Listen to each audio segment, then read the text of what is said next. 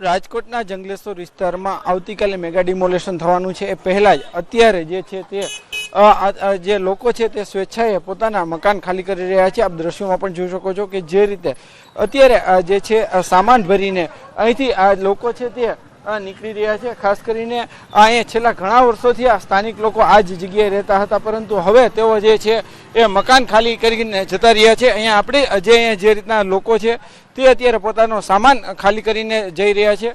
ખાસ કરીને જે છે એ આવતીકાલે જે 1400 જેટલી મિલકતો છે તે તેના ઉપર બુલડોઝર ફરવાનું છે. હાલ આપણી સાથે અહીંયા સ્થાનિક લોકો છે, આપણે એમની સાથે પણ ક્યાંક વાત કરવાનો પ્રયાસ કરીશું, પણ એ પહેલાં હું આપને આ દ્રશ્ય બતાવીશ કે જે રીતના અત્યારે જે છે એ ફ્રીજ સહિતની અલગ અલગ વસ્તુઓ છે તે અહીંથી સામાન ભરવામાં આવી રહ્યો છે અને અન્ય જગ્યાએ ખસેડવામાં આવી રહ્યો છે.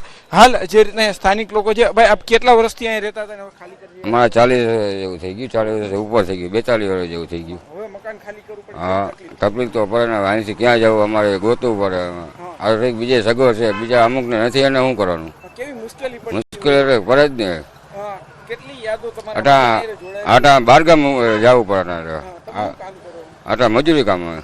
હવે આવી સમસ્યા આવી એ જ કરવું. બીજું શું, મજૂરી કામ કરે બારગામ રહેવા જવાનો ધંધો એક તો ધંધેથી માર્યા, બધે કરી માર્યા. ચોક્કસથી આ લોકોની વેદના છે. સ્થાનિક લોકો છે, 40 વર્ષથી આ વિસ્તારમાં રહેતા હતા, હવે તેમને મકાન ખાલી કરવું પડી રહ્યું છે. ક્યાંક ને ક્યાંક તેમની જે તકલીફ છે તે પણ સામે આવી રહી છે. મજૂરી કામ કરતા લોકો છે, તેમનું કહેવું છે કે જ્યારે અત્યારે આ જે છે તેઓને અત્યારે ભારે જે છે તેઓ મકાન ખાલી કરી રહ્યા છે, ભારે મુશ્કેલીનો સામનો પણ ક્યાંક ને ક્યાંક તેમને કરવો પડી રહ્યો છે.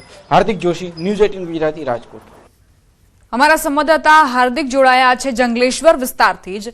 હાર્દિક, જે પ્રતિક્રિયાઓ તમે લીધી તમામ લોકો પાસેથી, તેમનું દર્દ છલકાતું હતું. કેટલાક 40 વર્ષથી ત્યાં રહે છે, કેટલાક 60 વર્ષથી ત્યાં રહે છે. હવે કાલે તેમની નજર સમક્ષ તેમનું જે ઘર છે, સપનાનું ઘર, એ તૂટવા જઈ રહ્યું છે.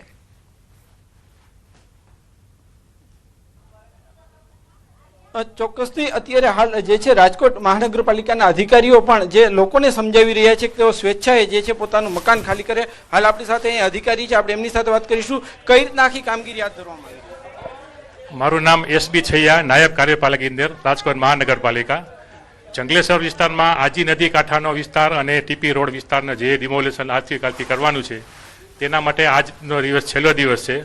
અમે લોકોને સ્વયંભૂ પોતાની રીતે મકાન ખાલી કરી આપે અને સ્વૈચ્છિક ડિમોલિશન એવી રીતે કરી આપે એવી સમજાવટ કરીએ છીએ અને લોકોનો પણ સારો પ્રતિસાદ મળે છે અને લોકો સ્વયંભૂ રીતે પોતાનું મકાન ખાલી કરી આપે છે અને પોતાની રીતે જ નડતર હોય કપાત કરવાનો પ્રયત્ન કરે છે.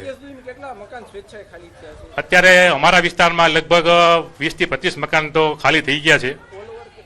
ટોટલ અમારે લગભગ 350 મકાન છે અને બાકીના બધા ખાલી કરવાની પ્રક્રિયા ચાલુ છે. એ લગભગ આજ સાંજ સુધીમાં પૂર્ણ થઈ જશે.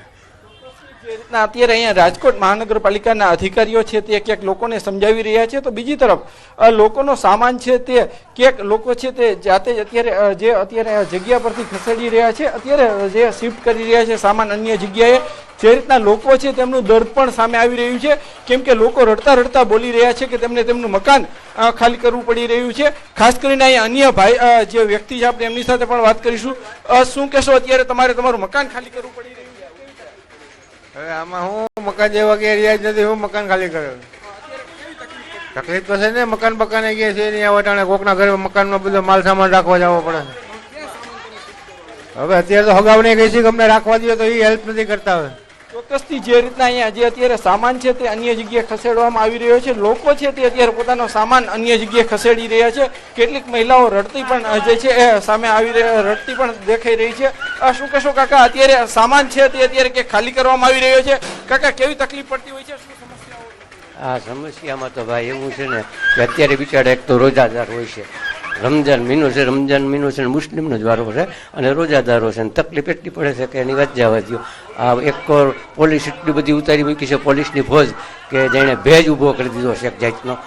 જે રીતના લોકો છે અહીંયા પોલીસની ફોર્સ પણ જોવા મળી રહી છે, પોલીસ સ્ટાફ પણ છે છે તે તૈનાત જોવા મળી રહ્યો છે. એટલે કે રાજકોટ શહેરનો જે જંગલેશ્વર વિસ્તાર છે ત્યાં અત્યારે વહેલી સવારથી નહીં પૂરજોશમાં જે છે તે કામગીરી હાથ ધરવામાં આવી રહી છે.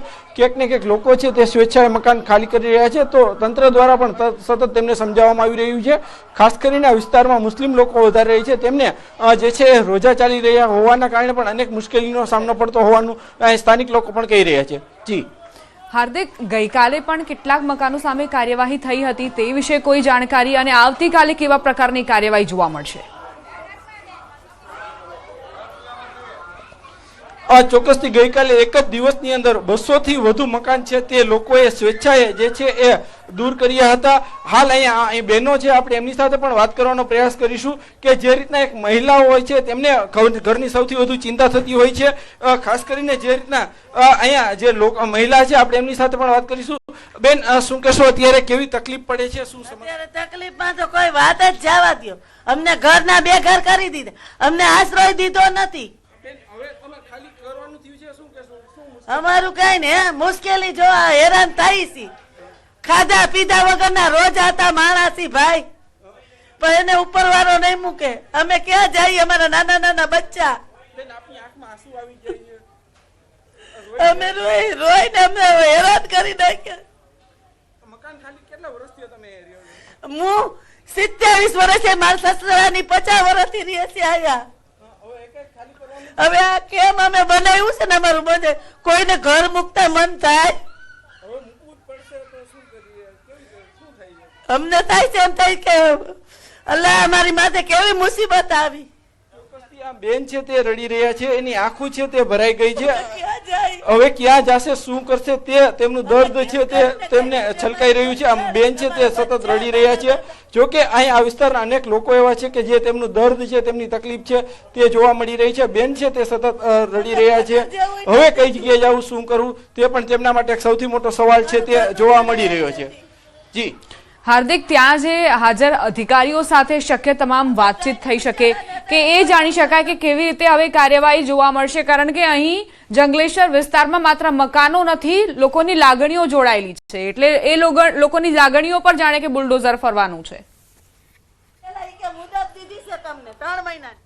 ચોક્કસથી ફરી એક વખત આજ બેન સાથે વાત કરવાનો પ્રયાસ કરીશું. કાંઈ 3 મહિનાની મુદત દીધી નહીં અને એક દીમાં પાછા આવ્યા. ચોક્કસથી જે રીતના અહીંયા ગઈકાલે પણ જે છે એ મકાન છે તે ખાલી કરવામાં જે નોટિસ આપવામાં આવી હતી, ટોટલ 1400 થી પણ વધુ મકાન છે તે ખાલી કરવામાં આવી રહ્યા છે. અત્યારે અહીંયા અધિકારીઓની ટીમ છે, પોલીસ કાફલો છે તે પણ પહોંચી રહ્યો છે. પોલીસ દ્વારા જે છે સતત આ વિસ્તારમાં પેટ્રોલિંગ પણ કરવામાં આવી રહ્યું છે. SDRF સહિતની જે છે એ પોલીસની ટીમ છે તેમને અત્યારે અહીંયા જે છે એ સુરક્ષા વ્યવસ્થામાં બોલાવવામાં આવી રહી છે. ખાસ કરીને આજીની નદીનો આ પટ છે, આ વિસ્તારમાં પણ જે છે એ મોટી સંખ્યામાં મકાનો જે ડિમોલેશન થવાના છે. અત્યારે અહીંયા જે રીતના પોલીસ અધિકારીઓ જે જોવા મળી રહ્યા છે, પોલીસ સુરક્ષા જવાનો છે તે જોવા મળી રહ્યા છે, તેમના દ્વારા સતત બંદોબસ્ત પણ ગોઠવવામાં આવી રહ્યો છે. ખાસ કરીને આ વિસ્તાર છે તે અતિ સંવેદનશીલ પણ માનવામાં આવતો હોય છે. અને અત્યારે અહીંયા જે રીતના જે જોવામાં આવી રહ્યા છે, ટોટલ જે છે એ 2200 જેટલી પોલીસ છે. આ ઉપરાંત 700 થી પણ વધુ રાજકોટ મહાનગરપાલિકાનો સ્ટાફ છે. આ ઉપરાંત જે છે એ કહી શકાય કે મોટી સંખ્યામાં વિસ્તારમાં જે અત્યારે મહાનગરપાલિકા જે છે તેમની ફાયર વિભાગની ટીમ તેમજ જે છે એ PGVCL સહિતની અલગ અલગ અધિકારીઓની ટીમ છે તે અત્યારે ગોઠવી દેવામાં આવી રહી છે. તો બીજી તરફ જે જંગલેશ્વર વિસ્તાર છે તે છાવણીમાં બદલાઈ ગયો છે. સાથે સાથે આ લોકો છે તે અત્યારે ઘર ખાલી કરતા સમયે રડી રહ્યા છે. અહીંયા કેટલાક લોકો છે તે ચોધાર આંસુએ રડતા પણ નજરે પડી રહ્યા છે. જી હાર્દિક, અત્યારે જે પોલીસની છાવણીમાં આખો વિસ્તાર તબદીલ થઈ ગયો છે. સવાલ અહીં એ કે પાલિકા પ્રશાસન આખરે કેમ આટલું મોડું જાગ્યું છે? કેટલાક લોકોનો દાવો છે 60 વર્ષથી તેઓ રહે છે, 50 વર્ષથી રહે છે. આટલા વર્ષો સુધી અહીં કેમ આ જે દબાણો છે તે કરવા દેવામાં આવ્યા અને હવે કેમ આટલા વર્ષો બાદ પાલિકા પ્રશાસન, મહાનગરપાલિકા પ્રશાસન જાગ્યું? ચોક્કસથી થોડા સમય પહેલા આ વિસ્તારમાં જે છે એ રાજકોટના જે મહાનગરપાલિકા છે તેમના દ્વારા જે ટાઉન પ્લાન જે TP રોડ નીકળવાનો હતો તેમને લઈને જે છે એ સ્થાનિક લોકોને નોટિસ આપવામાં આવી હતી. આ મામલો છે તે ગુજરાત હાઈકોર્ટ સુધી પહોંચ્યો હતો. હાઈકોર્ટે પણ જે છે રાજકોટના જંગલેશ્વરના કેટલાક વિસ્તારમાં જે ડિમોલેશન ઉપર સ્ટે મૂકવામાં આવ્યો હતો. તો જે TP રોડ જે જગ્યાએથી નીકળવાનો છે તેમજ આજી નદીનો જે પટ વિસ્તાર છે ત્યાં પણ જે દર ચોમાસામાં પાણી ભરાઈ જતું હોય છે તેમને પણ ક્યાંક જે છે આ વિસ્તાર વિસ્તારને ખાલી કરવા માટે જે છે એ નોટિસ આપવામાં આવી હતી અને ત્યારબાદ મહાનગરપાલિકા દ્વારા જે છે નોટિસ 1, 2, 3 અને છેલ્લે જે છે કલમ 2 નંબરની અલગ અલગ નોટિસો આપીને જે લોકોને જાણ કરવામાં આવી રહી હતી. છેલ્લા 3 મહિના કરતાં પણ વધુ સમયથી આ વિસ્તારમાં જે છે નોટિસ આપવાની અને લોકોને સમજાવવાની કામગીરી હાથ ધરવામાં આવી હતી, પરંતુ અત્યારે જે છે લોકોને મકાન ખાલી કરવા માટે જે છે આજે છેલ્લો દિવસ છે અને આવતીકાલે આ વિસ્તાર છે ત્યાં બુલડોઝર ફરી વળશે. જી આભાર હાર્દિક તમામ જાણકારી આપવા માટે. તો રાજકોટના જંગલેશ્વર વિસ્તારથી મારા સંવાદદાતા હાર્દિક તમને એ તમામ જાણકારી આપી રહ્યા હતા કે ત્યાં વિસ્તારમાં આખરે શું સ્થિતિ છે. આખો વિસ્તાર એ પોલીસ છાવણીમાં તબદીલ થઈ ચૂક્યો છે. સતત અધિકારીઓની હાજરી વધતી જઈ રહી છે. આસપાસના જે જિલ્લાઓ છે ત્યાંથી પણ પોલીસ બોલાવવામાં આવી છે. રાજકોટના જંગલેશ્વરમાં ડિમોલેશન લઈને વહીવટીતંત્ર એલર્ટ મોડ પર. પોલીસ કમિશનરે સુરક્ષા વ્યવસ્થા જાળવવા નવી ગાઈડલાઈન જાહેર કરી, જેમાં 4 થી વધુ લોકો ભેગા થવા પર પ્રતિબંધ લાગુ કરાયો. સમગ્ર વિસ્તારમાં હથિયારબંધી લાગુ કરવામાં આવી છે અને કોઈ હથિયાર સાથે પકડાશે તો કડક કાર્યવાહી કરવામાં આવશે. હાલમાં જંગલેશ્વર વિસ્તારમાં પોલીસનો ચુસ્ત બંદોબસ્ત છે અને શાંતિ જાળવવા માટે સતત પેટ્રોલિંગ કરાઈ રહ્યું છે. ડિમોલેશન દરમિયાન કોઈ અઘટિત ઘટના ન બને તે માટે તમામ કવાયત કરાઈ છે. આ તરફ પોલીસ દ્વારા ઘરે ઘરે જઈને લોકોને સમજાવવામાં આવી રહ્યા છે અને મનપાની 7 ટીમો તૈનાત છે, જેમાં રાજકોટ ઉપરાંત અન્ય જિલ્લાઓની પોલીસ પણ તૈનાત રહેશે અને શાંતિપૂર્ણ રીતે ડિમોલેશન પૂર્ણ થાય તેવા પ્રયાસો થઈ રહ્યા છે.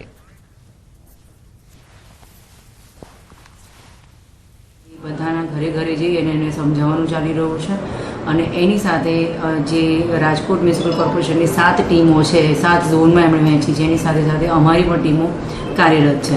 એટલે પોલીસ, RMC, ફાયર બ્રિગેડ અને મેડિકલ ટીમ એ સંયુક્તપણે મળીને અત્યારે કામ કરી રહી છે. પોલીસની ટીમોમાં અમારી લોકલ પોલીસની સાથે સાથે ક્રાઇમની ટીમો છે, સ્પેશિયલ ઓપરેશન ગ્રુપની ટીમો છે, અમારી ક્વિક રિસ્પોન્સ